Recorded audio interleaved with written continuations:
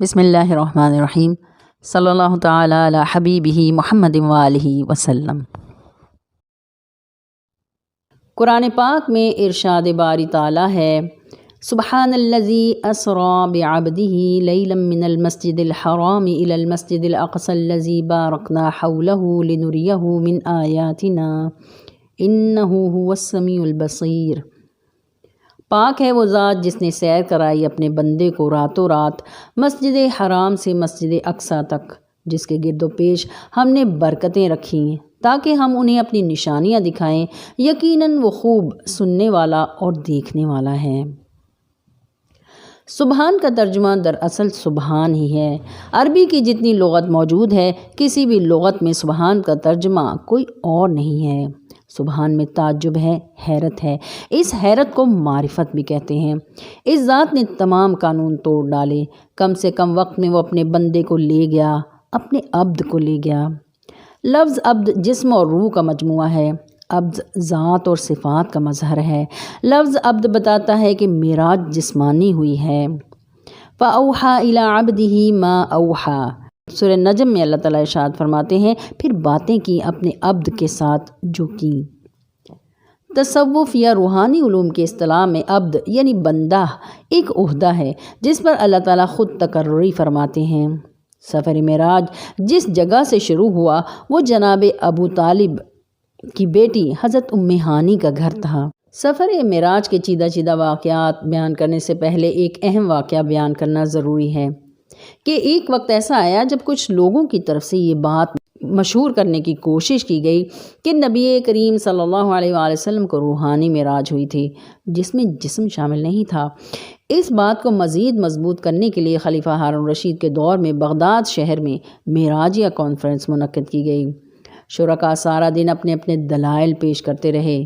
شام ہو گئی اور نماز مغرب سے پہلے کانفرنس کے میزبان نے دلائل کی روشنی میں مشترکہ نتیجے کا اعلان کر دیا کہ حضور علیہ الصلاۃ والسلام کو معراج روحانی طور پر ہوئی تھی، خواب میں ہوئی تھی۔ اسی دوران وہاں ایک صوفی بزرگ بہلول دانا قلندر آ پہنچے۔ انہوں نے بھی یہ نتیجہ سنا۔ یہ وہی بہلول دانا تھے جنہوں نے ملکہ زبیدہ کو جنت میں محل بیچا تھا، اس لیے ان کو بہت سے لوگ پہچانتے تھے۔ اتنے میں مغرب کی اذان ہو گئی۔ بہلول دانا نے کہا کہ شرکاء کو نماز مغرب میں پڑھاؤں گا۔ پھر نماز پڑھانی شروع کر دی۔ سورہ فاتحہ کی تلاوت بلند آواز سے کی، پھر سورہ بنی اسرائیل کی پہلی آیت سبحان الذی اسری بعبدہ کو یوں پڑھا، سبحان الذی اسری بروحی، تو پیچھے سے لقمہ ملا بعبدہ۔ بہلول دانا نے پھر اسی طرح پڑھی، پیچھے سے 2-3 نے لقمہ دیا بعبدہ۔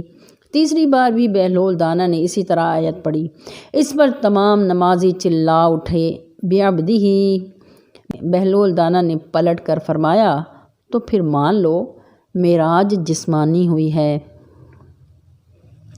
روایت ہے کہ نبوت کے 12ویں سال 27 رجب کو جب حضور پاک صلی اللہ علیہ وآلہ وسلم کی عمر مبارک 51 سال 9 ماہ اور 18 دن تھی تو اللہ نے جبرائیل کو بھیجا کہ میرے حبیب کو ملاقات کے لیے لے کر آؤ۔ اللہ فرماتا ہے، عبد کو لے گیا مسجد حرام سے مسجد اقصیٰ تک۔ مسجد اقصیٰ میں 1.25 لاکھ نبی جمع ہیں۔ جبرائیل نے اذان دی، نبی کریم صلی اللہ علیہ وآلہ وسلم نے نماز پڑھائی۔ پہلی رکعت میں سورہ کافرون اور دوسری رکعت میں سورہ اخلاص کی تلاوت فرمائی۔ نبی آگے مصلی پر تھے، پیچھے سب انبیاء تھے۔ اس کا مطلب ہے کہ اللہ کے فرمان کے مطابق سب نبی زندہ ہیں۔ پھر مسجد اقصیٰ سے آسمانوں کی طرف معراج کا دوسرا سفر شروع ہوا تاکہ برکتیں اور نشانیاں دکھائی جائیں، یعنی ہم اپنے بندے کو عجائبات اور آیات کبریٰ دکھائیں۔ اس سفر میں 5 عالمین تک مختلف سواریوں کے ذریعے جبرائیل امین کے ہمراہ حضور علیہ الصلاۃ والسلام تشریف لے گئے، لیکن مجموعی طور پر 70,000 عالمین کا سفر اختیار کر کے اللہ تک پہنچے۔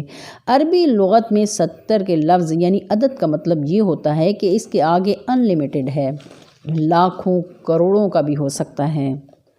چوتھے آسمان پر پہنچے تو دیکھا وہاں ایک فرشتہ بیٹھا ہوا ہے، اس کا ایک پر مشرق اور دوسرا مغرب تک پھیلا ہوا ہے۔ نبی نے پوچھا، یہ کون ہے؟ جبرائیل نے عرض کیا، یہ ملک الموت ہے۔ اس فرشتے نے عرض کیا، میرے چہرے میں سلامتی نہیں ہے مگر سلام عرض کرتا ہوں، الصلاۃ والسلام علیک یا رسول اللہ۔ پھر عرض کیا، آپ اکیلے ہیں؟ رسول خدا نے فرمایا، ہاں۔ پھر اس فرشتے نے عرض کیا، جب واپس جائیں تو اپنے بھائی علی کو میرا سلام عرض کیجیے گا۔ رسول کریم صلی اللہ علیہ وآلہ وسلم نے فرمایا، اے ملک الموت، تم علی کو جانتے ہو؟ جیسا جاننے کا حق ہے۔ اس نے عرض کیا، میں نہیں جانتا تو کون جانے گا؟ آپ نے فرمایا، کیسے؟ ملک الموت نے عرض کیا، کائنات کی ہر شے کی روح کو میں قبض کرتا ہوں، لیکن اللہ نے فرمایا ہے، خبردار، نبی کی روح اور علی کی روح تم نے قبض نہیں کرنی، ہم خود قبض کریں گے اپنی مشیت سے۔ حضور نبی کریم صلی اللہ علیہ وآلہ وسلم نے فرمایا، شب معراج میں اللہ اور میرے درمیان علی کے عنوان پر بات ہوئی۔ میں طوبہ درخت کے نیچے بیٹھ گیا، ہوا چلنے لگی تو ہوا کے چلنے سے شاں شاں شوں شوں کی آوازیں آنے لگیں۔ اسے عربی میں میسرہ کہتے ہیں۔ یہ آوازیں کہہ رہی تھیں، ہائے علی، تیری زیارت کا شوق کھا گیا۔ پھر فرمایا، آسمانوں کا کوئی فرشتہ ایسا نہیں ہے، جنت میں کوئی غلمان ایسا نہیں ہے، کوئی حور ایسی نہیں ہے جنہیں علی سے ملنے کا شوق نہ ہو۔